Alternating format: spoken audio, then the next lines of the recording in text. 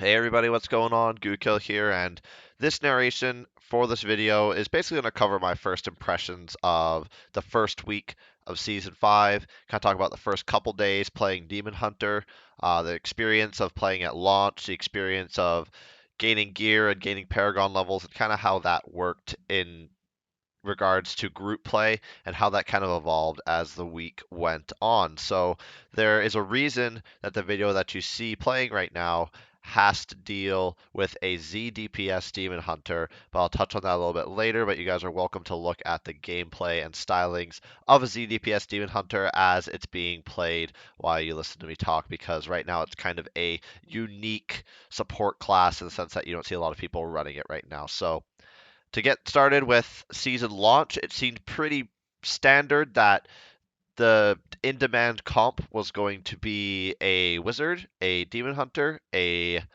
witch doctor or monk, and a barbarian for group play. There was a little bit of rumblings about a support crusader as well. So at the beginning for launch, everybody was really excited. Every class was getting a lot of representation. I grouped up a lot with different crusaders, and if anything, the class I saw the least was the monk.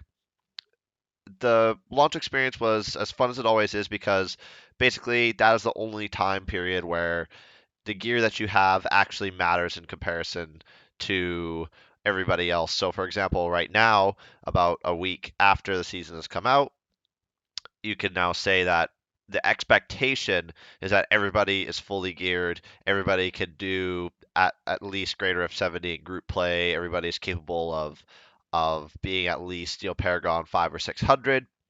Whereas at the beginning of the season, that doesn't exactly happen. That is just now, oh, I'm geared, and all these other people aren't, so now I'm in demand for groups. I was very, very fortunate to be able to clear the Greater Rift 20 Shadow Dungeon or sorry, not Shadow Dungeon, Greater Rift with only 4 pieces of Shadow. That was a bit of a struggle for me, but I got my 6-piece Shadow as well as a Focus and Restraint pretty early on.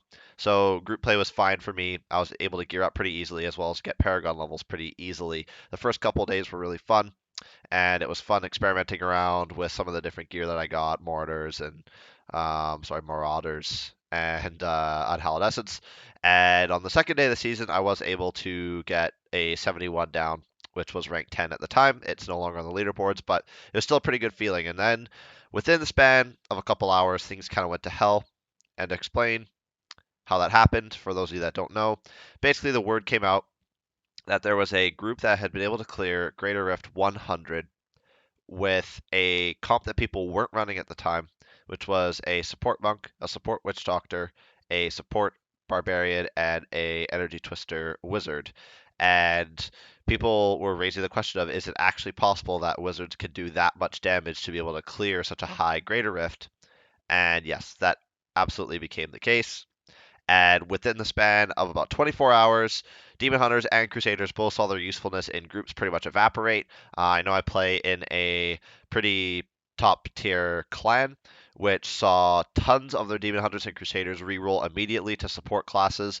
And since then, for me, it's been a pretty frustrating experience. I know for anybody else who's playing Demon Hunter, it's probably a pretty frustrating experience to get into group play, just based alone on the fact that everybody tends to copycat the meta, and right now the meta works out best when it is being copied exactly as it is. Now, don't get me wrong, the reason why it exists as a meta, the reason why it is what it is because it is very efficient, and wizards can definitely do all that damage and some, which is a little bit disappointing, just from a class balance perspective.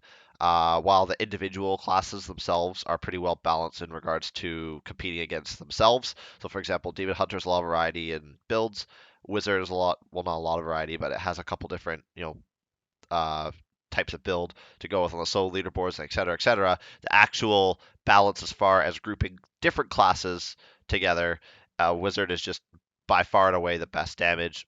That's really sucky for anybody who was hoping to play something else.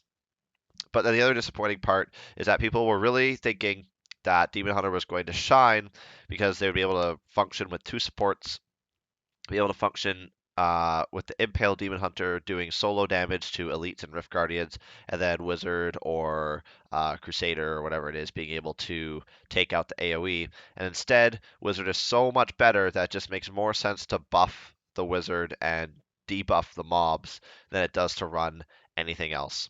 So within a very short period of time, my experience was that I went from being able to find a group instantly to now struggling to justify why it's still okay to bring a demon hunter to the group. And I think this highlights actually a pretty prevalent problem with D3 and kind of its community, and that's the fact that everybody is copycats and everybody just wants to run out of convenience. Anybody who played Demon Hunter in Season 4 will know the struggle of this, where you could easily run on Hallowed Essence or even Italia's in the Greater Rift 60 to 70 range, but because that wasn't the meta, you would often find yourself on the outside looking in, trying to find groups because nobody wanted to bring a Demon Hunter. And we've kind of come full circle to that point again, where it's season 5 and Demon Hunter is just not a prevalent part of the meta, so it's difficult to find groups. So you find that you only really see Demon Hunters in Torment 10 farming, bounty farming, which of course Demon Hunters are still very fast at, or in solo play. So again, the reason why this backdrop video exists is to show that over the course of the last couple of days, I have seen a video posted by Wudio, and as well as watching Quinn's stream and seeing that he was grouped with a ZDPS Demon Hunter, and I thought that that was super, super interesting because it's not something that I had really seen before, but I know that there had been some rumblings about the fact that a ZDPS Demon Hunter could in fact work and exist. And sure enough, I went and put together some of the pieces I had in my stash, did some Torment runs and some Greater Rift runs to get the gems and everything up. And what you see here is me running with a group doing Greater Rift 84 with ZDPS Demon Hunter, Barbarian, Monk, and a Wizard, and it actually works out pretty okay. I mean, I've not pushed with this, so I can't really say a range of what it's capable of doing, but it definitely is a viable ZDPS option. Now, even seeing this and even being able to do this and being able to preach to other people that, hey, like my 4-player score is in the mid 80s, and we're rocking it, we could do so much more. It's still a struggle to convince people that a Demon Hunter can be more viable in a support role, not more viable, but equally as viable as a Witch Doctor. So the reason why I really am trying to show this and get this out and kind of talk about perspective and everything is because, as you guys have known if you've watched my videos, I like to stay with one class. I primarily want to be supportive of Demon Hunters and the Demon Hunter community. And, I felt honestly kind of crappy making a wizard when chips were really down and I wasn't getting in groups just to say, you know what, fine, I'll make something meta. Also, I don't really find Twister Wizard that fun, and I don't think that that is a good, really representation to basically say, hey, you know what? If you like playing your class, but people don't want to take it, then you should switch. Instead, I'm showing you guys a way that you can still play Demon Hunter if you enjoy it, and you can still contribute and support in group play, as well as do everything that you've already been doing in solo play. Demon Hunter is still a valuable class. For those wondering maybe how a ZDPS Demon Hunter functions, and I'll post a separate video and probably build guide on this later. But it basically functions by debuffing enemies so that they deal less damage and they also take a significantly more amount of damage, and also throwing in stuns as well to help with damage reduction. So it functions in the role of a support. There is the ability to also make a globe demon hunter, but I don't have the selenium yet to do that.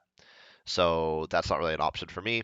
But that's basically how Demon Hunter functions as a support role. So you can see throughout the video, there are mark for deaths rolling out, enemies are being stunned, using Entangling Shot in combination with Odyssey's End to increase damage. Mark for Death actually stacks, so we get the Mark for Death from Calamity as well as Mark for Death Contagion, and then also trying as hard as I can to keep Wolf Companion up.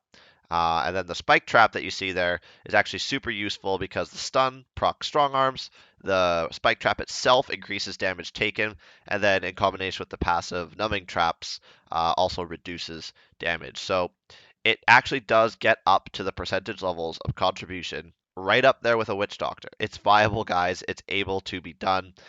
So whether you want to go through the process of trying to fight your way into groups to get this stuff done, that is completely up to you. But this video is to kind of say, hey, you know what? We had a great start to the season.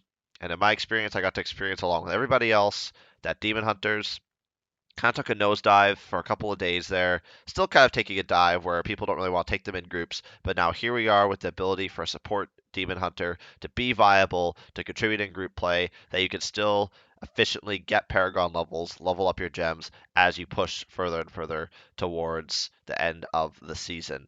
It was a frustrating experience for me because there was a point where I was honestly the number 2 Paragon in clan, and then I stopped being able to get groups just like that, and now I'm struggling to push my way up towards that Paragon 1000, and I really want to do it and stay committed to Demon Hunter, and that's kind of been, the level of stubbornness, but anyway, hopefully you guys enjoyed my commentary, enjoyed some of my opinions. I will be posting some build videos coming up for Demon Hunter ZDPS as well as for Demon Hunter Torment, not Torment farming, but Bounty farming, and as well as a solo build. So hopefully you guys stick around for more content. Hit the like and subscribe button if you like the commentary, like the video, want to see more. Thanks for listening, and I'll catch you guys next time.